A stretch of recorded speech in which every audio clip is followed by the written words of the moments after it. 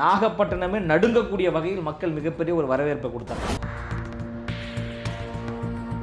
உலக வரைபடத்தில் இலங்கை என்கின்ற ஒரு நாடே இல்லாமல் செய்திருவோன்னு நீங்க சொல்றீங்களா நடிகர், அவர் தான் பேசினார்.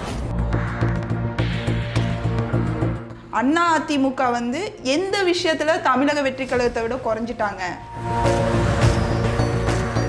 சென்ட் ஜார்ஜ் கோட்டையில் அண்ணன் விஜய் அவர்கள் முதலமைச்சராக அமரப் போகிறார். அதற்கு மக்களாகிய நாங்கள் பக்கபலமாக இருக்கிறோம். டிசம்பருக்கு பிறகு மிகப்பெரிய ஒரு பிரம்மாண்ட கூட்டணியை அண்ணன் விஜய் அவர்கள் உருவாக்க போறாங்க. அனில் அப்படின்ற வார்த்தையை அடையாளப்படுத்தி தாவேகா தொண்டர்களை குறிப்பிடுறாரு. ஆம குஞ்சாக இருந்துட்டு போட்டோம். அடுத்த முறை மக்கள் சந்திப்பு கோயம்புத்தூர் அப்படின்னு அறிவிப்பு வெளியான நிலையில இப்போ அந்த பிளான் மாற்றப்பட்டு இருக்கு. தலைவர் நினைச்ச நேரத்தில் போவார். நீங்க என்ன அனுமதி கொடுக்கறது, நான் போறேன் அப்படின்னு போயிடுவார். எவ்வளவு அழுத்தங்கள் கொடுத்தாலும் அதையெல்லாம் தவிடுபொடியாக்கி மிகப்பெரிய ஒரு மாற்றத்தை அண்ணன் விஜய் அவர்கள் உருவாக்குவாங்க. எப்போ தமிழக வெற்றி கழகம்னு கட்சி பேர் அறிவித்தாரோ அன்றிலிருந்து இந்த நிமிடம் வரை எங்களுக்கு பல அடக்குமுறைகள், பல நெருக்கடிகள். கொடியேற்ற முடியல, பேனர் வைக்க முடியல, போஸ்ட் ஓட்ட முடியல.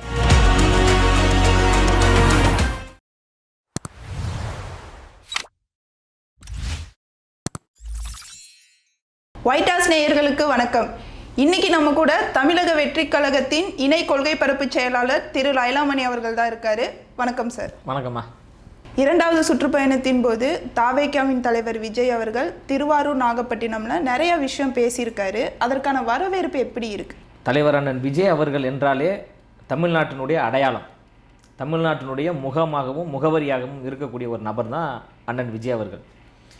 தமிழ்நாட்டில் மிகப்பெரிய ஒரு அரசியல் மாற்றத்தை ஏற்படுத்தக்கூடிய ஒரே தலைவராக அண்ணன் விஜய் அவர்கள் இருக்கிறாங்க.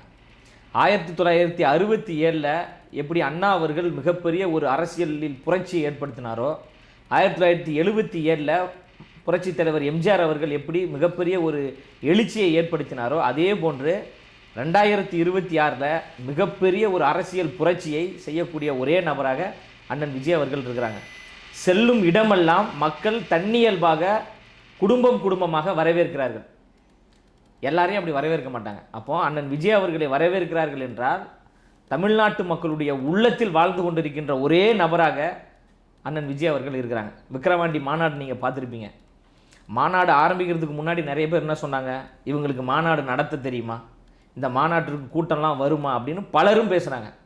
ஆனால் ஒட்டுமொத்த இந்தியாவே வியந்து பார்க்கக்கூடிய வகையில் 14 லட்சம் பேர் முதல் மாநாட்டுக்கு வந்தாங்க, விக்கிரவாண்டி வீசாலை மாநாட்டுக்கு. அதன் பிறகு நீங்கள் மதுரை மாநாட்டை பார்த்துருப்பீங்க. மதுரை மாநாட்டுக்கு என்ன சொன்னாங்க, முதல் மாநாட்டுக்கு தான் மக்கள் கூட்டம் வந்தாங்க, ரெண்டாவது மாநாட்டுக்குலாம் கூட்டம் வரமாட்டாங்க அப்படின்னு சொன்னாங்க. ஆனால் 20 லட்சம் பேர் மதுரை மாநாட்டுக்கு வந்தாங்க. அப்போது நாட்கள் ஆக ஆக மக்களுடைய பெரும் ஆதரவு எங்களுக்கு வந்து கொண்டிருப்பதற்கான காரணம் என்னென்னா, அப்போ அண்ணன் விஜய் அவர்களுடைய பக்கம் பலமாக நம்ம நிற்க வேண்டும் என்பதை உணர்ந்து தமிழ்நாட்டில் இருக்கின்ற தாய்மார்கள், பெண்கள், இளைஞர்கள் எல்லோரும் அணிதிரண்டு அண்ணன் அவர்களை வரவேற்கிறாங்க. முதல் சுற்றுப்பயணம் திருச்சியில் நடந்தது. திருச்சியே திணறக்கூடிய வகையில் மக்கள் வரவேற்றார்கள். திருச்சி விமான நிலையத்திலிருந்து அந்த மரக்கடை பகுதிக்கு 15 நிமிஷத்தில் போயிடலாம். ஆனால் அந்த இடத்துக்கு போய் சேர்றதுக்கு அண்ணன் விஜய் அவர்களுக்கு 6 மணி நேரம் ஆச்சு. புரட்சி தலைவர் எம்ஜிஆர் அவர்களுக்கு பிறகு ஒரு தலைவர் மக்கள் வெள்ளத்தில் மிதந்து போனார் அப்படின்னா அண்ணன் விஜய் அவர்கள் தான்.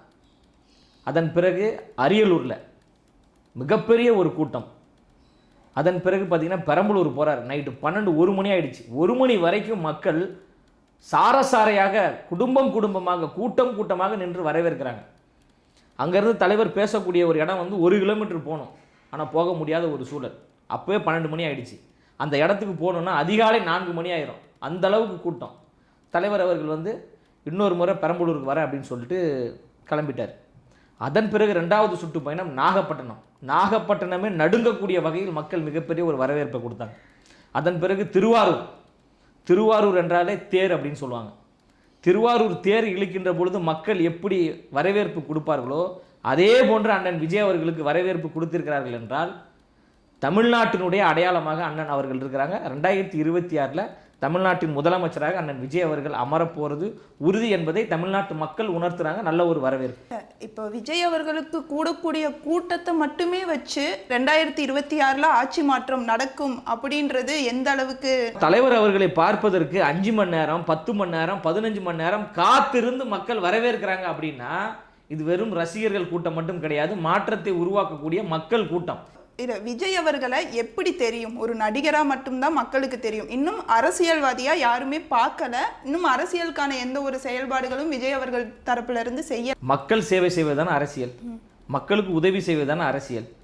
இப்போ எங்கள் தலைவர் அவர்கள் மக்களுக்கு உதவி செய்யலைன்னு நீங்கள் சொல்ல வரீங்களா? இல்லை, உதவி செய்யலை அப்படின்னு சொல்லலை.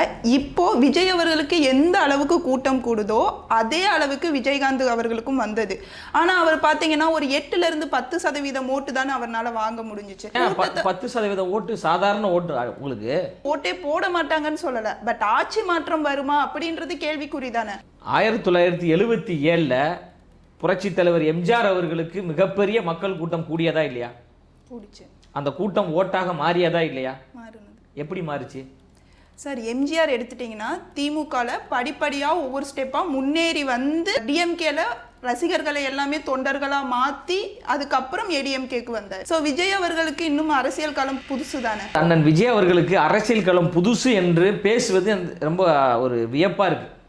அதாவது நீங்க அவரை வந்து கவனிக்கல, தமிழக வெற்றி கழகத்தினுடைய செயல்பாடு பற்றி உங்களுக்கு தெரியாத ஒரு சூழலாகத்தான் எனக்கு தெரியும். 2008 போராட்ட களத்தில் இருந்தவர், ஈழத்தமிழருக்காக போராடிய ஒரு தலைவர் அண்ணன் விஜய் அவர்கள்.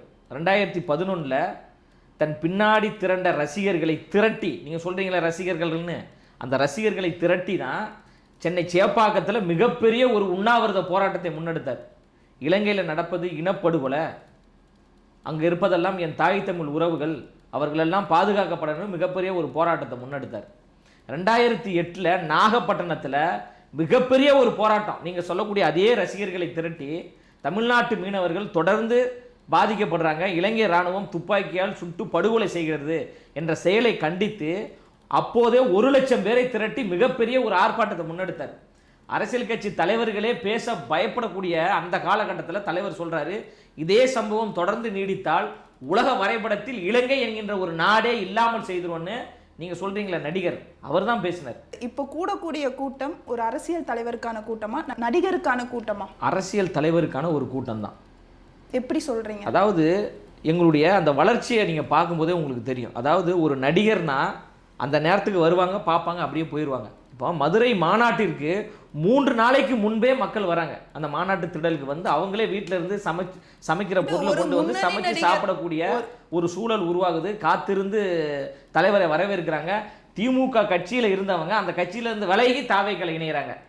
அதிமுக கட்சியில இருந்தவங்க அந்த கட்சியில இருந்து விலகி தமிழக வெற்றி கழகத்தில் இணைகிறாங்க. மற்ற கட்சியை சார்ந்தவர்கள் அந்த கட்சியிலிருந்து விலகி தமிழக வெற்றி கழகத்தில் இணைகிறாங்க. 1 கோடியை தாண்டி உறுப்பினர் சேர்க்கை நடந்திருக்கு. எந்த அடிப்படையில் மக்கள் வந்து சேர்ந்தாங்க? அவர் வெறும் நடிகர் என்கின்ற அடிப்படையில் வந்து சேர்ந்தாங்களா? தமிழ்நாட்டில் ஒரு மாற்றத்தை உருவாக்கணும், திமுகவை வீழ்த்தி விட்டு அந்த இடத்துல தமிழக வெற்றி கழகம் வரணும், அண்ணன் விஜய் அவர்கள் முதலமைச்சராக வர வேண்டும் என்பதை உணர்ந்து தான் மக்கள் வந்து கட்சியில் இணைகிறாங்க. அவ்வளவு எளிதாக 1.5 ஆண்டுகளில் 1 கோடியை தாண்டி உறுப்பினர் சேர்க்கை நடத்திட முடியுமா? அப்போ வரக்கூடியவர்கள் எல்லாமே ரசிகர்கள் நீங்கள் சொல்ல வரீங்களா? நாங்கள் வெறும் ரசிகர்கள் கூட்டம் கிடையாது. இந்த மண்ணையும் மக்களையும் நேசிக்கக்கூடிய கொள்கை சார்ந்த ஒரு கூட்டம், கோட்பாடு சார்ந்த ஒரு கூட்டம், இந்த மக்களுக்கான ஒரு கூட்டம். தன் பின்னாடி திரண்ட ரசிகர்களை வெறும் ரசிகர்களாக வைத்துக் கொள்ளாமல் அந்த ரசிகர் மன்றத்தை நட்பணி மன்றமாக மாற்றுறாரு. அந்த நட்பணி மன்றத்தை மக்கள் இயக்கமாக மாற்றுறாரு. அந்த மக்கள் இயக்கம் தான் இன்று தமிழக வெற்றி கழகமாக பரிணாமம் அடைஞ்சிருக்கு. ஊரக உள்ளாட்சியில் 169 இடங்களில் போட்டியிட்டு 120க்கும் மேற்பட்ட இடங்களை நம்ம வெற்றி பெற்றிருக்கோம். சென்னையில் ஒரு வார்டில் 2வது இடத்துல மக்கள் இயக்க நிர்வாகி வந்தாங்க.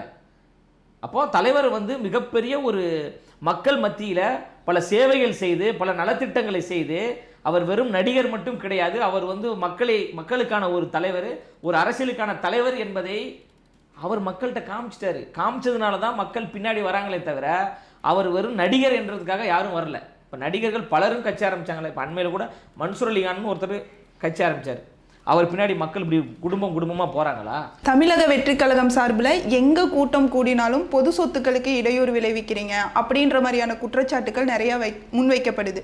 இதை எப்படி பார்க்குறீங்க? நம்ம நாங்கள் ஒரே ஒரு கேள்வி தான் கேட்குறோம். எந்த இடத்துல பொது சொத்துக்களை நாங்கள் சேதப்படுத்தினோன்றத ஆதாரபூர்வமாக காட்டுங்க. எந்த இடத்துல நாங்கள் சேதாரப்படுத்தியிருக்கோம்? நாங்கள் ஒரு இடம் கேட்குறோங்க. எங்கள் தலைவர் வராரு, மக்கள் நேசிக்கக்கூடிய ஒரு மக்களுக்கான தலைவர் அண்ணன் விஜய் அவர்கள். அவரை பார்ப்பதற்கு பல்லாயிரம் கணக்கான மக்கள் வருவாங்க. அப்போ நாங்கள் ஒரு இடம் கேட்குறோம். நாங்கள் கேட்கக்கூடிய இடத்தை இந்த காவல்துறையும் இந்த அரசாங்கம் கொடுப்பதில்லை. நீங்க கேட்கக்கூடிய இடம் பொதுமக்கள் கூறுற மாதிரியான இடமா இருக்கணும் இல்லையா? கவர்மெண்ட் வந்து பொதுமக்களோட சேஃப்டியும் பார்க்கணும்ல. பொதுமக்களுடைய பாதுகாப்பை பார்க்கணும்னா ரொம்ப பறந்துபட்ட இடத்த தான் கொடுக்கணுமே தவிர ஒரு குறுகலான ஒரு இடத்த கொடுக்கக்கூடாது. நீங்கள் வந்து தலைவருடைய சுற்றுப்பயண நிகழ்வு எல்லாத்தையுமே பார்த்தீங்கன்னா ரொம்ப ஒரு குறுகலான ஒரு இடத்துல தான் அனுமதி கொடுப்பாங்க. அப்போ தலைவர் அந்த இடத்துல நிற்கின்ற பொழுது அந்த இடம் பார்த்தீங்கன்னா ஒரு 10,000 பேர் நிற்கக்கூடிய ஒரு இடமா தான் இருக்கும். ஆனால் தலைவரை பார்ப்பதற்கு எங்கள் கட்சியை சார்ந்த தோழர்கள், மாற்றத்தை விரும்பக்கூடிய எல்லோருமே அங்கே வருகின்ற பொழுது அந்த 10,000 பேர் நிற்கக்கூடிய இடம் என்பது ஒரு 50,000 பேர் நிற்கக்கூடிய ஒரு சூழலாக மாறிடுது. அப்போ அங்கே வந்து கட்டுக்கடங்காத ஒரு கூட்ட நெரிசலின் காரணமாக தான் தள்ளுமுள்ளு ஏற்படுறது, சிலர் மயங்கி விழுறது, சிலர் வந்து செவரு மேலே ஏறி நின்னாவது நம்ம தலைவர் பேசுகிறத கேட்கணும் அப்படின்ற ஒரு சூழல் உருவாகுது.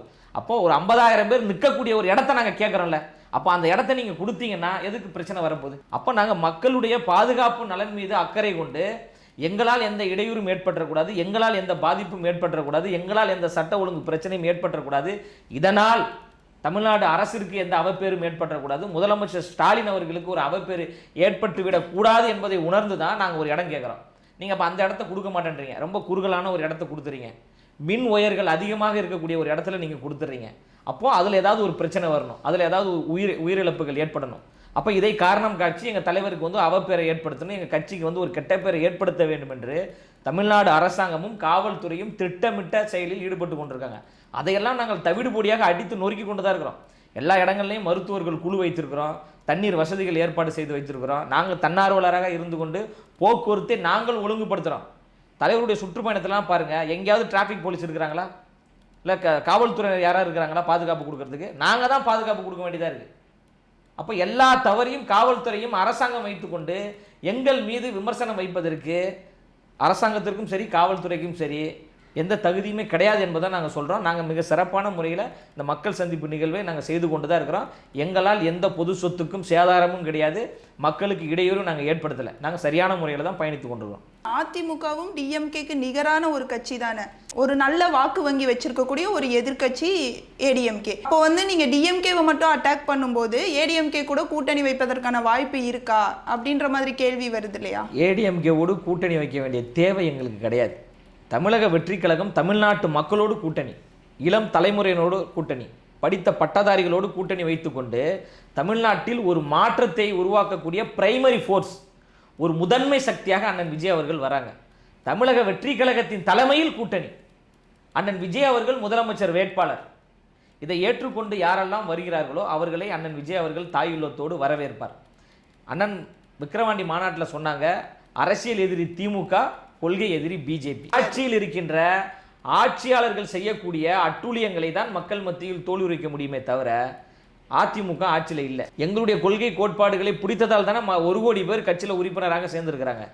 மிகப்பெரிய ஒரு மாற்றத்தை உருவாக்க வேண்டும் என்று நினைக்கிறாங்க.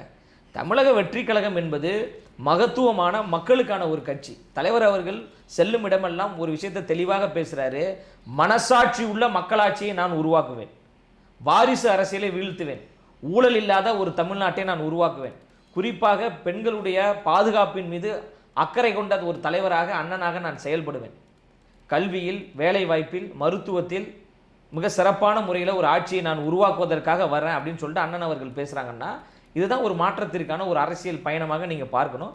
அதனால தான் மக்கள் எல்லோரும் அண்ணன் அவர்களை வரவேற்கிறாங்க. எங்களுடைய கொள்கை கோட்பாடு என்பது இந்த மண்ணுக்கான மக்களுக்கானது, தமிழ் மாநிலத்திற்கானது, மாநில சுயாட்சிக்கானது, நமக்கென்று பண்பாடு கலாச்சாரங்கள் இருக்கிறது, இதெல்லாம் காக்கப்பட வேண்டும் என்பதுதான் எங்களுடைய இலக்கு. அதிமுக அப்படியா செயல்பட்டு கொண்டிருக்கு? அண்ணா அதிமுக வந்து எந்த விஷயத்துல தமிழக வெற்றி கழகத்தை விட குறைஞ்சிட்டாங்க? அதாவது இந்த மண்ணிற்கு சம்பந்தம் இல்லாத ஒரு கொள்கை வந்து மதவாத கொள்கை. மதவாதம் என்பது ஒற்றுமையாக இருக்கக்கூடிய தமிழ்நாட்டை சிதைக்கக்கூடியது. பிஜேபி என்கின்ற ஒரு விசைச்செடியை யார் சுமந்து கொண்டு வரா தமிழ்நாட்டுக்குள்ள? இப்போ ஒரே நாடு ஒரே தேர்தல் என்பதை கொண்டு வந்து நாட்டினுடைய சமூக நீதிக்கு எதிராக செயல்படுது. இஸ்லாமியர்களுக்கு எதிராக ஒன்றிய பிஜேபி அரசு செயல்பட்டு கொண்டிருக்கு, கிறிஸ்தவர்களுக்கு எதிராக ஒன்றிய பிஜேபி அரசு செயல்பட்டு கொண்டிருக்கு, நீட் என்கின்ற நுழைவுத் தேர்வை கொண்டு வந்து மாணவர்களுடைய மருத்துவ கனவை சிதைத்து கொண்டிருக்கு. ஒவ்வொரு மாநிலத்தினுடைய அந்த மண் சார்ந்த மொழி சார்ந்த பண்பாட்டை அழித்து கொண்டிருக்கின்ற ஒரு கட்சியாக பிஜேபி இருக்கு. பிஜேபி கட்சி எதற்காக தமிழ்நாட்டுக்கு வேணும் அப்படின்றத வந்து அதிமுக சொல்லுவாங்களா? பிஜேபி கூட கூட்டணி வைக்கலன்னா தாவேகா கூட்டணி வச்சிருக்கோம். நாங்க எதுக்கு கூட்டணி வைக்கணும்னு நம்ம சொல்றோம். கூட்டணி எதுக்கு தேவை? அப்ப கூட்டணி கட்சி இல்லாம தனித்து முதலமைச்சர் ஆயிடுவாங்க. எங்களுடைய தலைமையை ஏற்றுக்கொண்டு பல கட்சிகள் கூட்டணிக்கு வராங்க. இப்போ எங்களுடைய தலைமையை அதிமுக ஏற்குமா? எங்கள் அண்ணன் அவர்கள், அண்ணன் விஜய் அவர்கள் முதலமைச்சர் வேட்பாளர் நாங்கள் சொல்கிறோம். இதை எடப்பாடி பழனிசாமி அவர்கள் ஏற்றுக்கொண்டு வருவாரா? வாய்ப்பு இருக்கா? அப்போ எங்கள் தலைமையையும் எங்கள் கட்சியோட தலைமையையும் ஏற்றுக்கொண்டு யாரெல்லாம் வருகிறார்களோ அவர்களை நாங்கள் தாயுள்ளத்தோடு அரவணைப்பதற்கு தயாராக இருக்கிறோம். டிசம்பருக்கு பிறகு மிகப்பெரிய ஒரு பிரம்மாண்ட கூட்டணியை அண்ணன் விஜய் அவர்கள் உருவாக்க போகிறாங்க. டிடிவி தினகரனுடனான கூட்டணி இல்லை, அதெல்லாம் அண்ணன் விஜய் அவர்கள் அறிவிப்பாங்க. அப்போ அந்த கூட்டணியை இறுதி செய்வது உறுதி செய்வது எல்லாமே அண்ணன் விஜய் அவர்கள் தான். டிசம்பருக்கு பிறகு கண்டிப்பாக மிகப்பெரிய ஒரு கூட்டணியை அண்ணன் விஜய் அவர்கள் அறிவிக்கத்தான் போகிறாங்க. உண்மையான ஒரு சமூக நீதி ஆட்சியை தமிழ்நாட்டில் கொடுக்க போகிறதே அண்ணன் விஜய் அவர்கள் தான். 2026 தமிழக வெற்றி கழகம் தான் ஆட்சிக்கு வரப்போது. சென்ட் ஜார்ஜ் கோட்டையில் அண்ணன் விஜய் அவர்கள் முதலமைச்சராக அமரப்போகிறார். அதற்கு மக்களாகிய நாங்கள் பக்கபலமாக இருக்கிறோம். இந்த மண்ணுக்கான இந்த மண்ணின் மைந்தர் ஒரு பச்சை தமிழராக அண்ணன் விஜய் அவர்கள் வராங்க. அவரை நாங்கள் தலைமையேற்று அவர் தலைமையில் ஒரு ஆட்சியை நாங்கள் கொடுப்பதற்கு தயார் என்று தமிழ்நாட்டு மக்கள் சூளுரைத்து விட்டார்கள். இப்போ ஓட்டு போடுறதுக்கு தான் எல்லாம் காத்துட்டு இருக்காங்க.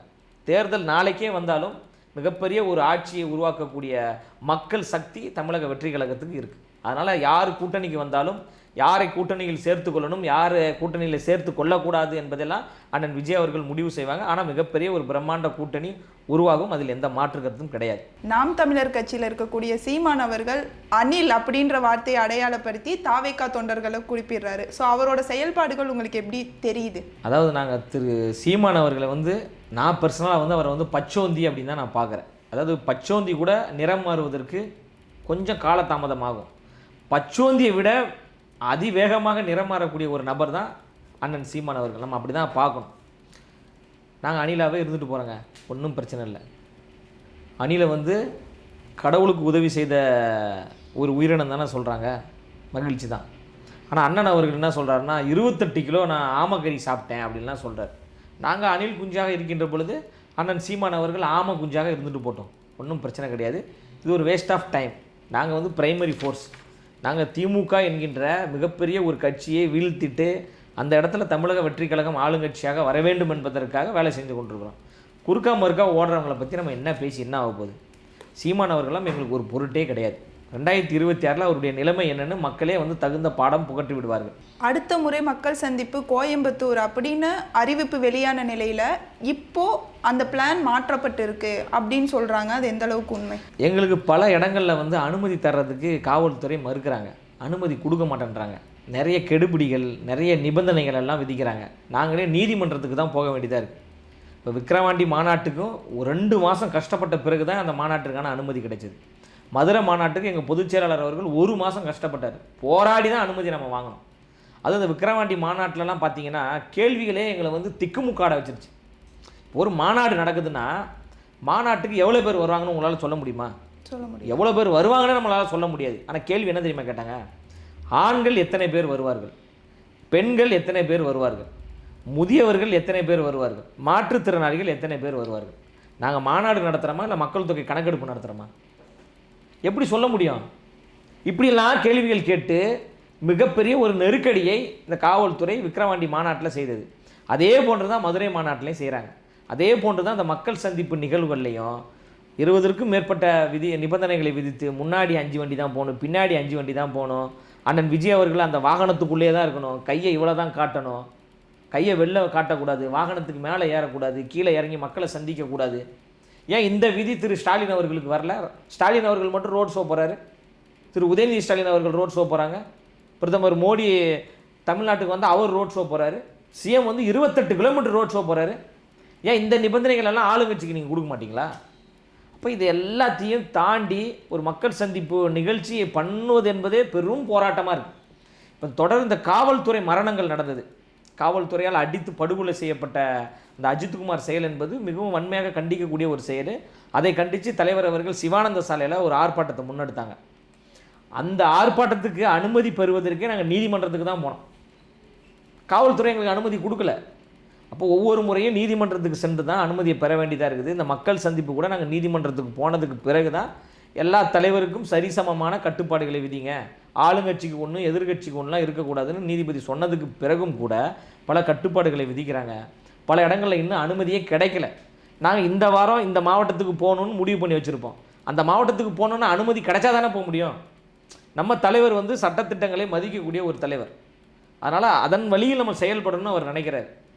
நாங்கள் நினச்சிருந்தோன்னு வச்சுக்கோங்களேன், நீ அனுமதி கொடுக்குறியோ கொடுக்கலையோ, நாங்கள் நினச்ச நேரத்தில் நினச்ச இடத்துக்கு நாங்கள் போவோம் அப்படின்னு போயிட்டாருன்னா தமிழ்நாட்டில் சட்டம் ஒழுங்கு சரியாக இருக்குமா? பிரச்சனை ஏற்படுமா ஏற்படாதா? அப்போ எங்கள் தலைவர் வந்து ரொம்ப இந்த சட்டத்தை மதிக்கிறார். அதுவும் குறிப்பாக ஆளுங்கட்சிக்கு எந்த பிரச்சனையும் வந்துடக்கூடாது, ஸ்டாலின் அவர்களுக்கு ஒரு கெட்ட பேர் வந்துடக்கூடாதுன்னு நம்ம நினைக்கிறோம். இல்லைனா எங்கள் தலைவர் நினச்ச நேரத்தில் போவார். நீங்கள் என்ன அனுமதி கொடுக்குறது, நான் போகிறேன் அப்படின்னு போயிடுவார். அதை தான் திருவாரூரில் தலைவர் பேசினார். நாகப்பட்டினத்துலேருந்து என்ன பேசினார், எந்த பர்மிஷன் கேட்டாலும் நீங்கள் கொடுக்க மாட்டேன்றீங்க, இதுக்கப்புறம் நான் பர்மிஷன் மக்கள்கிட்ட தான் கேட்க போகிறேன் அப்படின்னு சொல்கிறதுக்கு காரணம் என்னென்னா இவர்கள் கொடுக்கக்கூடிய அழுத்தங்கள் தான். நீங்கள் எவ்வளோ அழுத்தங்கள் கொடுத்தாலும் அதையெல்லாம் தவிடுபொடியாக்கி மிகப்பெரிய ஒரு மாற்றத்தை அண்ணன் விஜய் அவர்கள் உருவாக்குவாங்க. இன்னும் ஓரிரு நாட்களில் அடுத்து எந்த மாவட்டத்துக்கு போக போகிறார் என்பதை குறித்து பொதுச் செயலாளர் அவர்கள் அதிகாரப்பூர்வமாக அறிவிப்பாங்க. தமிழ்நாடு முழுவதும் தலைவர் போகிறார். அதற்கான வேலைப்பாடுகள் நடந்து கொண்டு தான் இருக்கு. இல்லை, இந்த மாதிரியான இடையூறுகள் தொடர்ந்து மக்கள் சந்திப்பின் போது தாவேகா எதிர்கொள்ளுதான். மக்கள் சந்திப்பில் மட்டும் கிடையாதுங்க. அவர் எப்போ தமிழக வெற்றி கழகம்னு கட்சி பேர் அறிவித்தாரோ அன்றிலிருந்து இந்த நிமிடம் வரை எங்களுக்கு பல அடக்குமுறைகள், பல நெருக்கடிகள். மாவட்ட செயலாளர்களே தொலைபேசி வாயிலாக தொடர்பு கொண்டு காவல்துறை நெருக்கடி கொடுக்குறாங்க. ஒரு நலத்திட்ட உதவிகள் செய்ய முடியல, கொடியேற்ற முடியல, பேனர் வைக்க முடியல, போஸ்டர் ஓட்ட முடியல. இந்த நெருக்கடியும் இந்த அடக்குமுறையும் உங்களால் வந்து திமுகவுக்கு கொடுக்க முடியுமா? உங்களால் அதிமுகவுக்கு கொடுக்க முடியுமா? எடப்பாடி பழனிசாமி அவர்கள் இப்போ மக்களை சந்திக்கிறார், தொகுதி தொகுதியாக சந்திக்கிறார். அவருக்கு வந்து தொகுதி தொகுதியாக சந்திப்பதற்கு நீங்கள் அனுமதி கொடுக்குறீங்க. ஆனால் எங்களை வந்து மாவட்டமாக சந்திக்கிறதுக்கு மட்டும் தான் அனுமதி கொடுக்குறீங்க. எங்களுக்கு 7 நாளும் மக்களை சந்திக்க வேண்டும் என்று விருப்பம் தான், ஏன் அனுமதி கொடுக்க மாட்டேன்றீங்க? தமிழ்நாடு முழுவதும் போக வேண்டும் என்று ஆசை தான், ஏன் அனுமதி கொடுக்க மாட்டேன்றீங்க? எடப்பாடி பழனிசாமி அவர்கள் ரோட் ஷோ போகிறாரு, அதுக்கு எப்படி நீங்கள் அனுமதி கொடுக்குறீங்க? எடப்பாடி பழனிசாமி அந்த வாகனத்தில் இறங்கி மக்கள்கிட்ட போய் பேசுகிறாரு, மக்களை போய் பார்க்குறாரு, மக்களை சந்திக்கிறாரு. ஏன் அந்த அனுமதியை எங்கள் அண்ணன் விஜய் அவர்களுக்கு ஏன் கொடுக்க மாட்டேன்றீங்க? ஏன் எங்கள் தலைவருக்கு வந்து மக்கள் மீது அன்பு கிடையாதா, பாசம் கிடையாதா, நேசம் கிடையாதா? அவர் போய் மக்களை வந்து கட்டி அரவணைக்க மாட்டாரா? அப்போ அந்த கட்டுப்பாடுகளை விதிப்பதால் எங்களை தடுத்து விடலாம், முடக்கி விடலாம் அவங்க நினைக்கிறாங்க.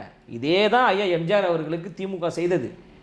இவர் ஒரு நடிகர், இவர் பின்னாடி இருப்பவர்கள் எல்லாம் ரசிகர்கள் கூட்டம், இதெல்லாம் வந்து தற்கூரி கூட்டம், அவரை வந்து காங்கிரஸ் இயக்குது, காங்கிரஸோட பி டீம் அப்படின்னு எம்ஜிஆர் அவர்கள் சொன்னாங்க. நீங்கள் அதை அப்படியே கட் பண்ணி இங்கே வாங்க, எங்களை அப்படி தான் சொல்லுவாங்க. இவர் ஒரு நடிகர், இவர் பின்னாடி இருப்பதெல்லாம் ரசிகர்கள் கூட்டம், இவர்கள் எல்லாம் ஒரு தற்கூரி கூட்டம். அவரை வந்து காங்கிரஸ் பி டீம் சொன்னாங்க, எங்களை வந்து பிஜேபி பி டீம், பிஜேபி எங்களை இயக்குது அப்படின்னு சொன்னாங்க. அங்கே முடிவு என்னாச்சு? 1977 அவர் சிஎம் ஆகிட்டார். இங்கே முடிவு என்ன ஆக போகுது? 2026 அண்ணன் விஜய் அவர்கள் சிஎம் ஆக போகிறார். இப்போது அண்ணா அவர்கள் உருவாக்கிய ஒரு கட்சி ஏதோ உழைப்பின் மூலமாக கருணாநிதி அவர்களிடம் போனது. கருணாநிதி அவர்களிடமிருந்து ஸ்டாலினுக்கு எப்படி போனது, ஸ்டாலினிடமிருந்து திரு உதயநிதி ஸ்டாலின் அவர்களுக்கு எப்படி போக போகுது? இல்லை, இதெல்லாம் தெரிஞ்சுதானே மக்கள் ஓட்டு போடுறாங்க. மக்கள் ஓட்டு போடுறாங்க அப்படின்னா அவங்களுடைய வாக்கு சதவீதம் என்ன சொல்லுங்கள்? தமிழ்நாட்டில் மொத்தம் 6,34,00,000 வாக்காளர்கள் இருக்கிறாங்க. 6,34,00,000 வாக்காளர்கள் திமுக ஓட்டு போட்டாங்களா? கூட்டணி கட்சி இல்லை என்றால் திமுக கிடையாதுமா. விடுதலை சிறுத்தைகள் இல்லாமல், காங்கிரஸ் இல்லாமல், கம்யூனிஸ்ட்டுகள் இல்லாமல், இஸ்லாமிய அமைப்புகள் இல்லாமல், மதிமுக இல்லாமல் 2021 திமுக ஆட்சிக்கு வந்ததா? மனசை தொட்டு சொல்லுங்கள், திமுக எப்படி ஆட்சிக்கு வந்தது? கூட்டணி கட்சிகளோட இணைந்து பணியாற்றி. அப்புறம் என்ன மக்கள் சப்போர்ட் பண்ணுறாங்க? தைரியம் இருந்தால் திமுக தனித்து நிற்க சொல்லுங்கள் பார்ப்போம். 234 தொகுதியில் திமுக தனித்து நிற்பதற்கு தயாரா? திமுக இது வரைக்கும் தனித்து நின்ற வரலாறே கிடையாதுங்க. கூட்டணி கட்சியாக தான் திமுக இது வரைக்கும் போட்டிட்டு இருக்கு. நாங்கள் தனித்து நிற்பதற்கு தயார். தமிழக வெற்றி கழகம் 234 தொகுதிகளிலையும் போட்டியிடுவதற்கு தயார். திமுக தயாரா? நேரடியாக மோதி பார்ப்போமா? சும்மா ஒரு 10-15 கூட்டணி கட்சிகளை கூட வச்சுக்கிட்டு நாங்கள் தான் பெரிய கட்சி, நாங்கள் தான் ஆலமரம் அரச மரம் அப்படின்றீங்க. தனித்து நின்று தான் பாருங்கள், மக்கள் பார்த்துக்கிட்டு தானே இருக்கிறாங்க. தமிழ்நாட்டில் வெற்றியை தீர்மானிக்கக்கூடியவர்கள் இளம் தலைமுறையினர். 1 கோடி வாக்காளர்கள் இருக்கிறாங்க. அந்த 1 கோடி வாக்காளர்கள் பெரும்பான்மையோர் தமிழக வெற்றி கழகத்தில் தன்னை இணைத்து கொண்டு விட்டார்கள். மிகப்பெரிய ஒரு மாற்றத்தை 26 உருவாக்க தான் போகிறாங்க. அதை நீங்கள் பார்க்க தானே போகிறீங்க.